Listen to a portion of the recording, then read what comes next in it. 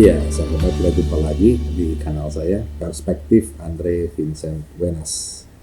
Nah, kali ini kita akan membahas memoir seorang tokoh politik bangsa, Bapak Sarwono Kusuma Atmadja, yang telah menuliskan memoirnya berjudul Menapak Koridor Tengah. Kenapa Koridor Tengah? Nah, itu yang akan kita bahas kali ini. Saya pernah menuliskan artikelnya dengan judul yang sama, yaitu Menapak Koridor Tengah. Memoir Sarwono Kusuma Atmadja. Begini, memilih untuk berada dalam koridor tengah, menjaga jarak dari elit politik dan mendahulukan peran politik melalui upaya komunikasi publik dan turut membangun sistem. Saya kira itulah inti sikap dalam kehidupan Pak Sarwono Kusuma Atmadja yang tertuang dalam memoirnya yang juga berjudul Menapak Koridor Tengah, dirilis tahun 2018 oleh penerbit buku Kompas, setebal lebih kurang 300 halaman lebih. Mengapa koridor tengah? Nah, menurut saya tentunya aman dan produktif, tidak beroposisi frontal kepada rezim otoritarian gaya Orba, dan bisa produktif, artinya ikut berkontribusi. Pak Sarwono Kusuma Atmadja memakai frasa mendahulukan peran politik melalui upaya komunikasi publik dan turut membangun sistem. Koridor tengah artinya tidak jadi oposisi frontal dan tidak pula jadi orang dalam atau inner circle-nya Presiden Soeharto waktu itu. Begitu maksudnya. Bukan berada di lapangan Monas untuk demo dan bukan pula ada di ruang dalam keluarga di bilangan Jalan Cendana yang terlalu privat. Mungkin beredar di sekitaran ruang tamu saja, atau ruang rapat, atau ruang makan istana atau binagraha. Di situ bisa serius, bisa pula rileks, namun tetap dalam kerangka kerja yang profesional. Mesti dipahami dulu bahwa memoirnya ini mengambil kurun waktu 40 tahun sejak Pak Sarwono Kusuma Atmadja berusia 5 tahun, yaitu saat beliau mulai sadar lingkungan, sampai ia mengakhiri karirnya sebagai Sekjen DPP Golkar.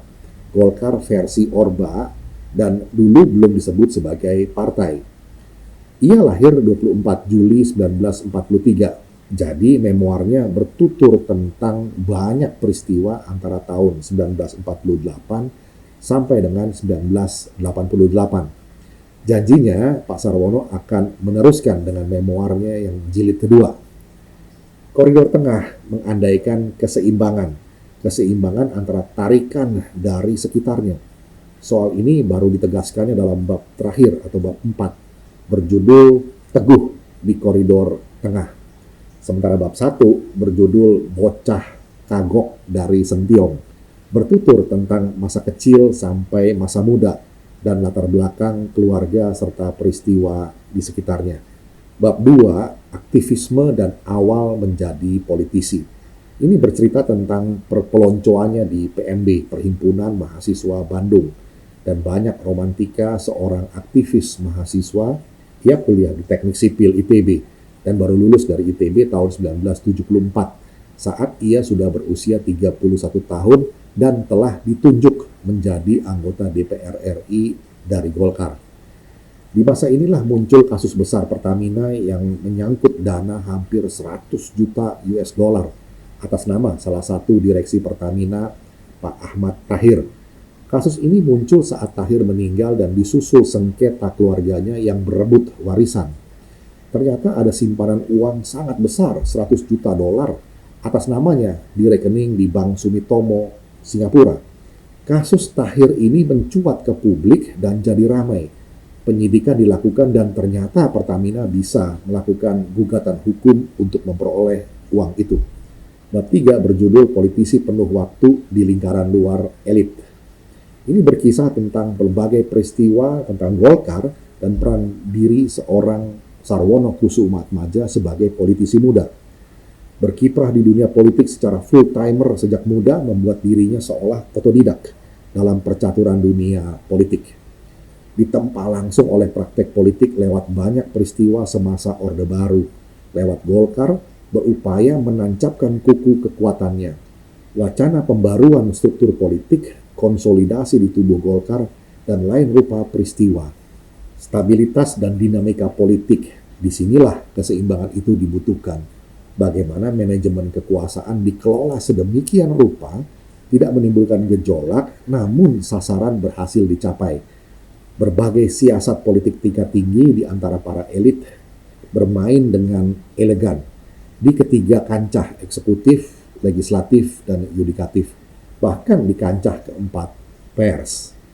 Semua itu diorkestrasi oleh otoritas pusat kekuasaan di masa itu, yaitu Presiden Soeharto. Di masa ini, masanya Pak Harto, yang namanya isu suksesi kepemimpinan adalah barang haram untuk diwacanakan, kata Pak Sarwono Kusumaatmadja. Jika ada usaha yang dianggap serius untuk mengganti presiden, apapun rumusannya dan siapapun yang melakukannya, langsung diambil tindakan untuk memadamkannya. Isu suksesi kepemimpinan nasional dianggap ancaman serius. Itu di halaman 140. Isu haram secara politik untuk diangkat dalam wacana publik juga adalah soal Pancasila dan UUD 45. Larangan mengubah Pancasila dan UUD 45 adalah harga mati. Jika ada yang berani mengutak-utik soal itu, harganya mati.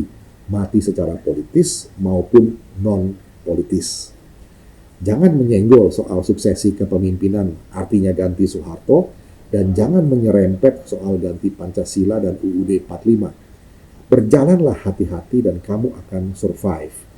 Berbagai peristiwa demo mahasiswa, Munas, Golkar, sampai kasus Angsana mewarnai bab ini. Nah, soal kasus Angsana itu. Angsana ini adalah nama sebuah desa kecil di Pandeglang, Jawa Barat. Peristiwanya sebetulnya sederhana, namun jadi perhatian publik saat itu. Awal Maret 1979, datang rombongan warga desa Angsana ke DPR RI. Apa pasalnya? Begini, mereka datang dengan sangat bersahaja ingin mengadukan kasus penyalahgunaan kekuasaan di tingkat lokal mereka yang dilakukan oleh kepala desa. Aduannya adalah soal perampasan tanah dan pungutan liar alias pungli. Kenapa ke DPR? Karena sudah mentok dengan institusi lainnya yang telah mereka datangi. Kata Pak Sarwono, postur delegasi yang terkesan polos dan otentik berkisah tentang persoalan yang sering terjadi di pedesaan yang luput dari perhatian orang banyak. Sepulang dari DPR, ke-6 orang tersebut sempat ditahan, tetapi dilepaskan setelah kasus Angsana ini ramai diberitakan oleh pers. Lantas muncul berita-berita lain dengan tema sama dari beberapa daerah pedesaan. Kasus Angsana ini rupanya adalah puncak gunung es persoalan desa saat itu. Desa-desa lain akhirnya ikut dalam semacam euforia aduan seperti yang dilakukan desa Angsana. Nah, pendapat Pak Sarwono Kusumaatmadja terhadap kasus ini. Kesan yang didapat dari penanganan masalah Angsana adalah bahwa elit pemerintahan kabupaten dan aparat kepolisian dan militer menangani masalah ini secara canggung dan salah tingkah. Seperti orang yang berada di tempat gelap melakukan sesuatu yang tidak layak dan tiba-tiba ada yang menyalakan lampu. Menarik, bibit-bibit tuntutan untuk transparansi administrasi pemerintahan daerah sudah menguat saat itu. Desa kecil Angsana jadi semacam pemicu. Hebohnya saat itu sampai-sampai Laksamana Sudomo sebagai Pangkop Kamtib menyatakan mengambil alih masalah atau kasus Angsana itu. Nah, sekarang peristiwa petisi 50. Peristiwa politik paling heboh di era 80-an itu ada Yayasan Lembaga Kesadaran Berkonstitusi YLKB datang menemui fraksi Karya Pembangunan dipimpin Pak Ali Sadikin yang datang bersama Hugeng Iman Santoso, Krisiner Keitimu, dan beberapa tokoh lain. Mereka ditemui oleh Ketua Fraksi Karya Pembangunan Pak Sugiarto dan pimpinan Komisi DPR dari unsur FKP. Event ini rupanya sudah ditunggu-tunggu para nyamuk pers. Hari Selasa 5 Mei 1981, YLKBI bertemu FKP di DPR. Hari yang sama di mana petisi 50 ditandatangani oleh ke-50 tokoh. Profil anggota kelompok petisi 50 bukanlah orang sembarangan. Selain ketiga tokoh tadi, ada juga Jenderal Abdul Haris Nasution, Burhanuddin Harahap, beliau adalah mantan Perdana Menteri, Muhammad Nasir, dan lain-lain. Kata Pak Sarwono, Melihat kualitas ketokohan penandatangan petisi 50, mereka secara alamiah bukanlah penghuni koridor tengah. Mereka bukan pula sekumpulan orang yang miskin akses politik dan secara sosial berposisi marginal. Sebenarnya mereka mengambil posisi aksi langsung terhadap Presiden Soeharto. Nah, ini di mata para petinggi Orde Baru, mereka bisa saja dilihat sebagai kekuatan alternatif atau ancaman yang berpotensi besar memicu masalah suksesi. Dan tentu saja itu wilayah haram semasa Orde Baru. Saya mau tanya, mengapa presiden di Indonesia cuma satu? Kenapa kamu tanya begitu? Kenapa? Siapa kamu tanya begitu? Siapa yang suruh siapa? Karena hanya Oposisi frontal terhadap pusat otoritarianisme zaman Soeharto konsekuensinya sangat berat. Ekskomunikasi, peminggiran, dan pelumpuhan berbagai sumber pencaharian terhadap pribadi dan keluarganya. Harganya mahal, kalau bukan harganya mati. Nama-nama besar lain semasa Orba ada dalam rekaman peristiwa Sarwono Kusumaatmadja ini. Ada Pak Beni Murdani, ada Pak Sudarmono, Muldoko, Yusuf Wanandi, Oka Mahendra, Akbar Tanjung, David Napitupulu, Murdiono, dan lain-lain. Berwarna sekali. Sampai di bab 4, di mana Pak Sarwono Kusumaatmadja jadi anggota elit politik era Presiden Soeharto. Ia tegas kasih judul bab ini, Teguh di Koridor Tengah. Jangan singgung soal suksesi kepemimpinan dan jangan menyerempet soal ganti Pancasila dan UUD 45. Ini barang haram semasa Orba. Dan jangan pula sampai tersedot ke dalam lingkaran terlalu dalam atau inner circle yang menurut pengakuan Pak Sudarmono maupun Pak Beni Murdani dalam penuturan Pak Sarwono ini amat misterius, sulit diterka, dan oleh karenanya beresiko besar pula secara politik. Inilah yang disebut keseimbangan di koridor tengah. Perjumpaannya secara pribadi dengan Pak Sudarmono yang Ketua Umum Golkar dan juga Menteri Sekretaris Negara, sampai ia dipercaya jadi Sekjen DPP Golkar, cukup menarik. Pergumulannya dalam banyak kasus dan peristiwa yang dialami Golkar dan Onderbouwnya atau organisasi-organisasi sayap di bawah naungan Golkar, spektrum pengalaman politik yang memang sangat luas. Sampai akhirnya ia ditunjuk jadi Menteri Negara Pendayagunaan Aparatur Negara setelah sidang umum MPR tahun 1988. Saat itu ia rangkap jabatan juga masih sebagai Sekjen Golkar. Pak Sarwono Kusumaatmadja sempat dijajaki oleh Presiden Soeharto untuk jadi orang dalamnya. Caranya menarik. Ia kerap diundang ke rumahnya, biasanya malam hari, saat kerumunan wartawan dan tamu-tamu lain sudah sepi, ngobrol, ngalor, ngidul, yang kebanyakan monolog. Hanya jadi pendengar yang baik atas kisah-kisah Pak Harto. Sampai akhirnya Pak Sarwono Kusumaatmadja ini merasa jengah dan akhirnya memberanikan diri untuk berkonsultasi dengan Pak Sudarmono dan Pak Beni Murdani.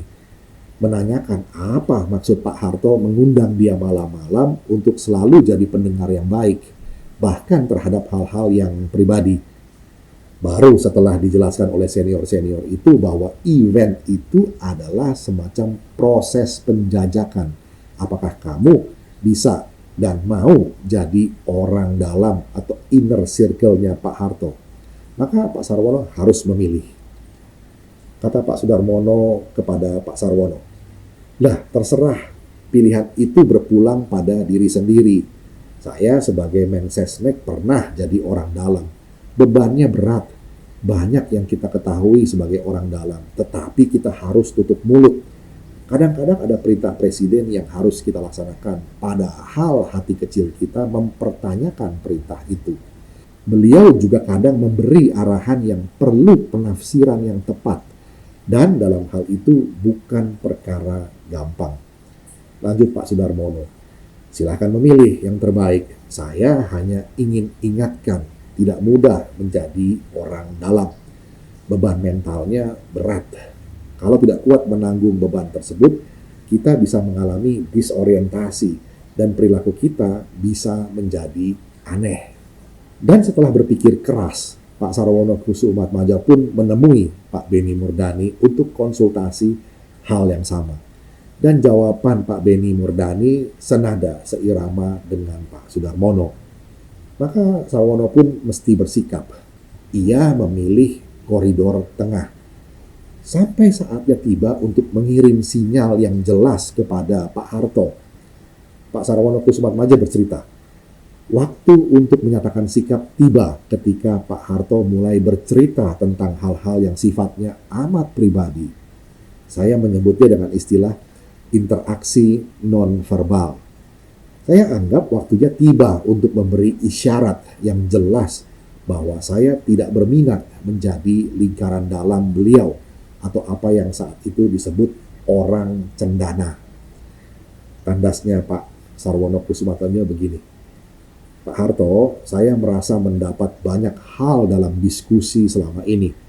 Tapi mohon maaf, saya tidak terbiasa bercakap tentang hal-hal yang terlalu pribadi. Lagi pula, Bapak belum memberikan arahan kepada saya selaku menteri. Padahal beberapa laporan sudah saya sampaikan. Nah, selesai bicara begitu, Pak Sarwono Kusumatmaja melihat raut muka Pak Harto berubah, mengeras. Soeharto lalu cuma bilang kepada Sarwono, silahkan minum. Maka sejak itu ia tidak pernah lagi diundang dalam bincang monolog malam hari. Selalu hanya dalam kapasitas sebagai pejabat negara di terang hari dan di ruang resmi. Namun sambil terus menjaga hubungan kerja profesional, Menteri Sarwono terus berhubungan dengan presidennya. Seorang Sarwono Kusumatmaja nampaknya cukup piawai berselancar di koridor tengah ini. Tidak tersedot dalam black hole atau lubang hitam yang misterius, tapi juga tidak lepas orbit. Tegar dan konsisten menelusuri lingkaran orbitnya yang pas, tidak terpental dari gerak sentripetal politik, dan tidak terjerumus dalam gerak sentrifugal kekuasaan. Karir politiknya terus berjalan, bahkan sampai pergantian presiden beberapa kali. Mungkin itu akan diceritakannya nanti dalam memoir jilid berikutnya, seperti yang dijanjikannya. Oh ya, sebagai penutup, saya mesti mengaku nih, bahwa buku memoir ini tidak saya beli sendiri. Buku ini dikirim langsung oleh penulisnya tahun 2018 lalu via kurir. Terima kasih, Pak Sarwono Kusumatmaja. Kami belajar banyak dari pengalaman Bapak yang ditulis di buku ini, dari percakapan maupun dari pemberitaan tentang Bapak yang kami baca. Kita bisa memandang lebih jauh dengan horizon yang lebih luas lantaran jasa tulisan para aktor dan pemikir zaman lalu.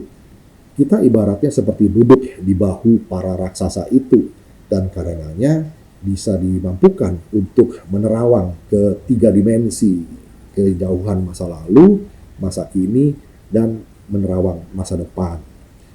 Nah, doa dan harapan kami buat Pak Sarwono Kusumatmaja tetaplah sehat dan terus berkarya, juga tetap menulis agar jadi referensi dan bekal pijakan bagi generasi muda masa depan Indonesia.